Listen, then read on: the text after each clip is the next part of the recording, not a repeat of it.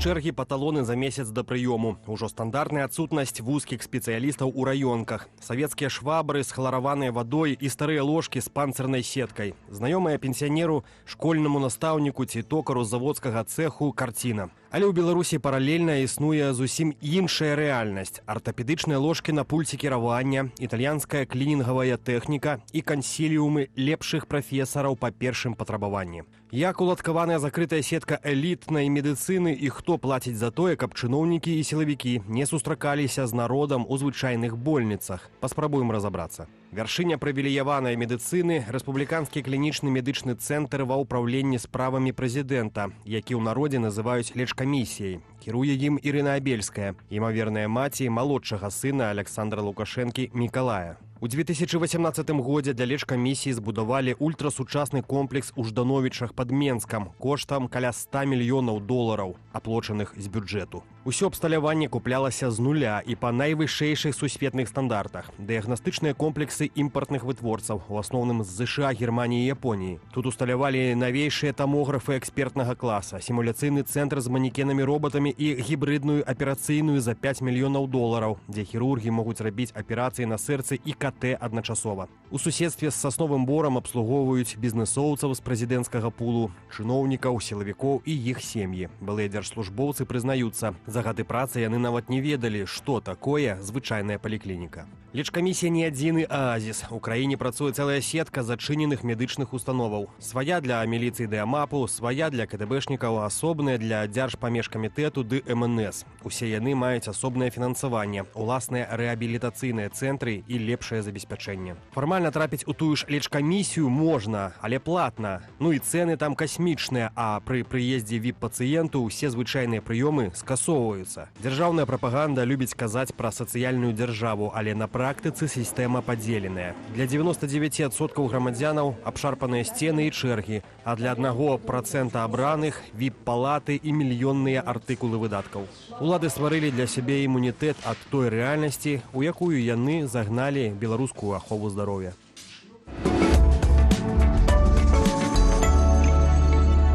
Нагадаю, у каментарах, калі ласка, пішыце пра свой досвед з беларускай медыцынай. Добры ці дрэнны, усё пішыце ў каментарах, мы чакаем, будзем чытаць, гэта ўсё агучваць, але ведаеце, якімі бы не былі праблемы сучаснай беларускай медыцыны, здаецца, яе чакае яшчэ горшы час. І мы вяртаемся да навіны пра нізкі набор у медычныя навучальныя установы Беларусі. І вось размову аб гэтым падтрымае намеснік прадстаўніцы па сацыяльнай палітыцы аб'яднанага пераходнага кабінету у пытаннях аховы здароўя Станіслаў Салавей. Станіслаў. Вітаем. Доброе утро. Добрай раніцы, чуем, бачым. Глядзіце, сёлета зніжэнне прахадных балаў у медычныя універсітэты выклікала хвалю абурэння ў соцсетках і на форумах. Маўляў, праз 10 гадоў нас будуць лячыць тыя, хто трапіў у мед амаль без конкурсу. Вось, на ваш погляд, праблема насамрэч ёсць? Ну, проблема есть и большая, но с такой постановкой вопроса не соглашусь. То есть даже те, кто попали, выражаясь без конкурса, они все равно поступили в медицинский, они все равно на это целились. И при должном старании любой из этих студентов или все эти студенты выйдут довольно хорошо подготовленными выпускниками. Проблема в том, что у них, скорее всего, и будет, как и сейчас, очень короткая последипломная подготовка, поэтому качество уже пострадает. И проблема в тенденциях. То есть если мы еле-еле набираем набор в медицинский вуз, с скрипом и радуемся, что в принципе он случился, что будет происходить с медколледжами, то есть у нас просто физически не будет медсестер. Вот в чем проблема раз. Проблема два, что получится ли закрыть следующий год набор, потому что правильно подметила Ольга Лойко, что изменения в отсутствии платных, они были совсем недавно. Соответственно, люди, которые готовились, уже вряд ли успели сильно изменить планы. А вот отсутствие платного на следующий год, может подстегнуть студентов поступать или не в медицину вообще, или уезжать в другие страны поступать.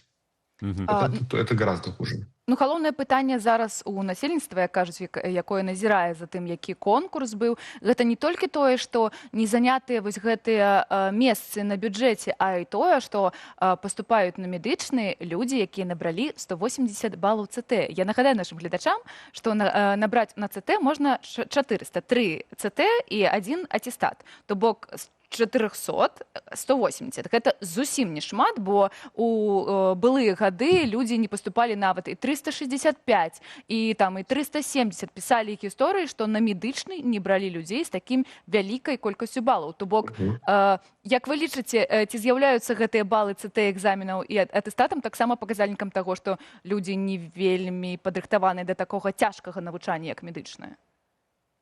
Вот это более корректный момент. То есть человек, который действительно имеет низкий балл, у него больше вероятность того, что он просто не потянет это обучение и просто будет, интуиция, грубый термин, отсеян с обучения. Вот здесь обратная проблема в белорусских университетах. Мы как-то анализировали 10-летний период, и мы практически не нашли статистически значимого отсева. То есть если мы посмотрим статистику там, с Европы, США, там, с Азии, то от 2 до 10% студентов, они просто выбывают с обучением с медицинского университета. Это объясняется в некоторых странах и финансовыми моментами, но в большинстве случаев это просто не вытягивает обучение. И это нормально. Или просто понимают, что не мое это. У нас этого тела практически нет, потому что для государства, к сожалению, им нужен, главное, чтобы был человек с дипломом, который закроет эту вот дырку там, от 2 до 5 лет, а дальше мы пришлем нового раба. И вот это тоже определенная проблема. То есть человек, который поступил на целевое, у него нет уже выхода с этой системы. Он либо отрабатывает, либо платит драконовские штрафы за то, что не доучивается, не отрабатывает и прочее. То есть получается и врач, и человек с медицинским дипломом, который не хочет работать врачом, он не готов работать врачом, но он будет работать врачом просто потому, что вот так сложилось. То есть у нас еще низкий процент отсева. Но из всех проблем системы здравоохранения в Беларуси, наверное, это пока самое низшее. Набрали, и то хорошо. При должном старании из любого, кто поступил, можно будет сделать хорошего врача. Если, конечно, у него будет на то желание. Поэтому то, что поступили менее подготовленные студенты, медицинский это может простить просто по той причине, что практически все учится реально с нуля, от самых-самых основ. То есть это не техническая специальность, где без базиса математики ты просто ничего не поймешь. Медицинский это простить, но он требует очень больших усилий. Калі абітурыент не зусім добра падрыхтаваны, узровень навучання ў медыцынскіх ВНУ у Беларусі ён на ўзроўні, так я разумею? Не погоршился, как минимум. Скажем так, поступивший человек с 400 баллами и со 180 будет иметь примерно равную стартовую базу для того, чтобы выучить все, что нужно для медицинского. Единственное, пока для того, что почему человек, набравший 180 баллов, есть у него мотивация учиться, есть у него усидчивость сидеть и просто откровенно зубрить десятки, а то и сотни страниц каждый день.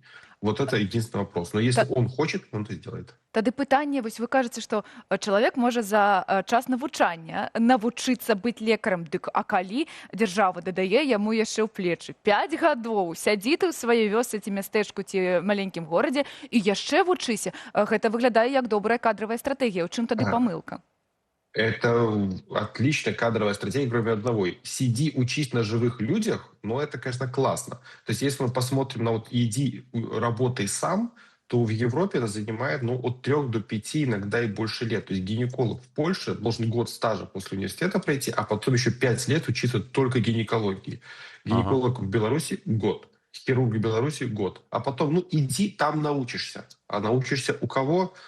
У кого-нибудь. И опять-таки, это очень большая проблема в том, что если мы говорим про современную медицину, представим, что, например, молодой хирург, который год побыл, пусть в элитнейшей клинике, посмотрел классная операция, потом приезжает отрабатывать в небольшой городок, где работают 2 хирурга уже пенсионного возраста, при всем уважении к ним. Они знают только то, что они умеют сейчас, а хирург недоученный, он не может сам делать то, что он видел, и он будет делать только то, чем его могут доучить его коллеги по работе. И мы, по сути, имеем вот такой застой, наверное, самый хороший термин данной ситуации.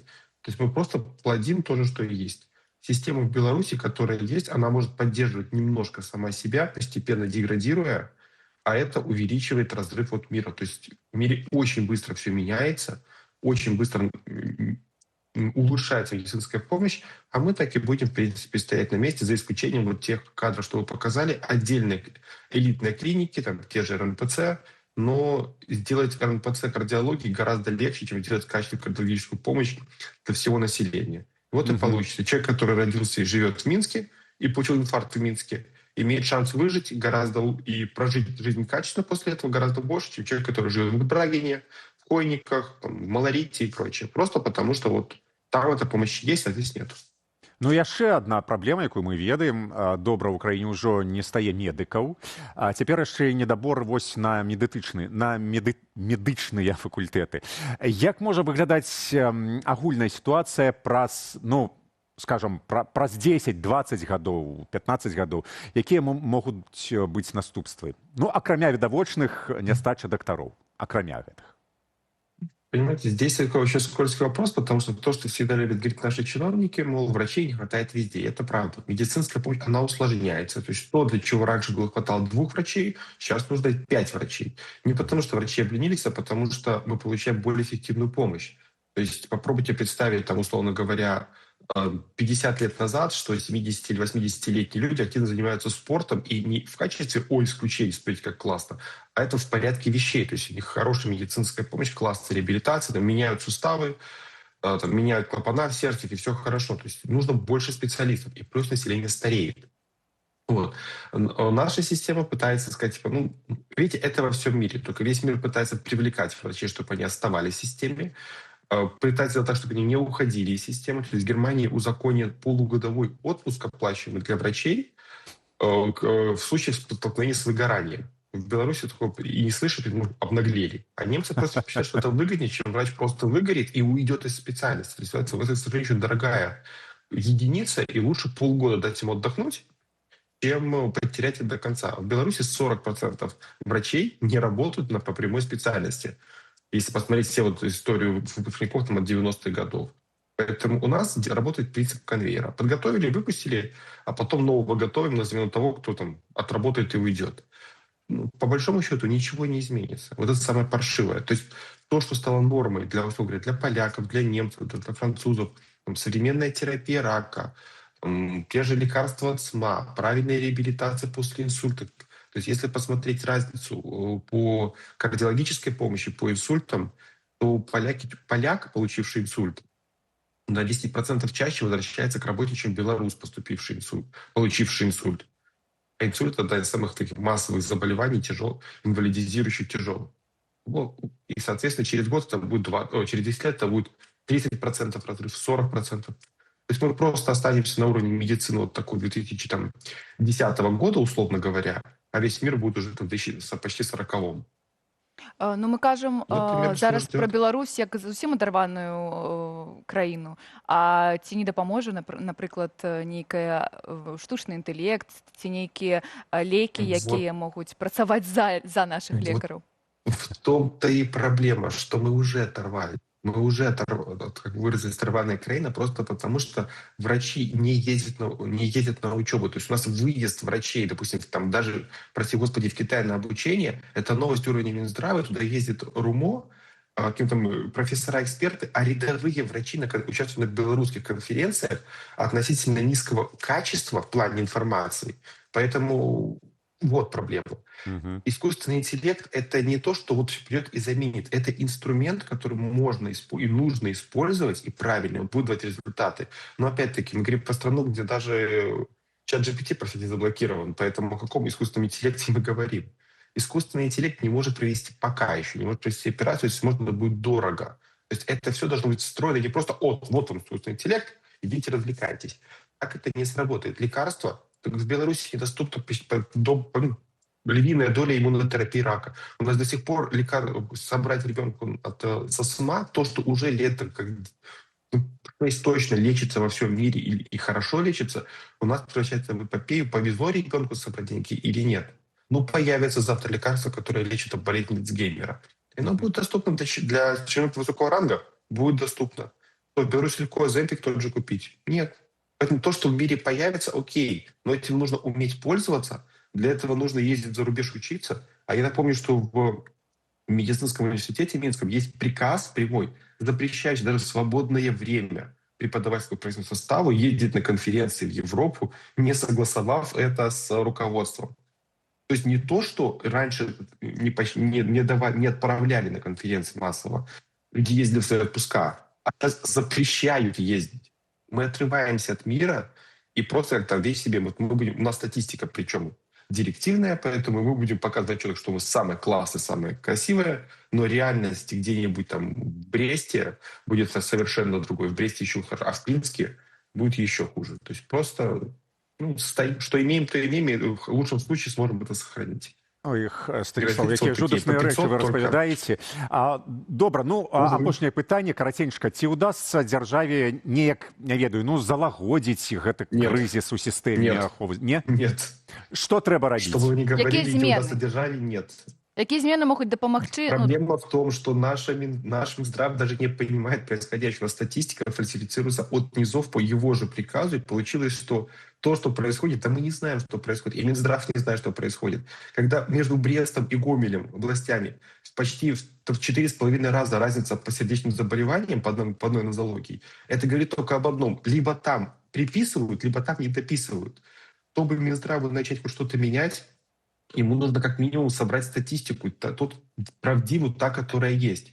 А это невозможно без декриминализации врачебной деятельности. У нас даже нет понятия врачебная ошибка, у нас нет понятия осложнения. И за то, что может случиться при выполнении процедуры, и случается у любого специалиста просто с вопросом количества, то есть я сделал там 100 процедур, стабильно будет 2 проблемы. Сделает лучший специалист в мире, тоже стабильно будет 2 проблемы. Это может 1,5. Вот за это во Франции, условно говоря, соберется коллегия врачей, обсудит, как сделать так, чтобы этих ошибок было меньше, а у нас доктор пойдет в прокуратуру объясняться. И хорошо, если не в тюрьму. Поэтому у нас нет статистики, нет понимания. И что-то менять, хотя бы декриминализации и попытку собрать статистику. А от этого уже тогда отталкиваться. Может быть, проблемы с кардиологией, а может с онкологией, а может с урологией. А никто не знает. Можно только догадываться. Поэтому в текущей системе рабский труд, он неэффективен. Распределение врачей бесполезно. Медсестер бесполезно. Ты присылаешь недоученных учиться на живых людях, а там, и плевать на тебя, нового пришлем.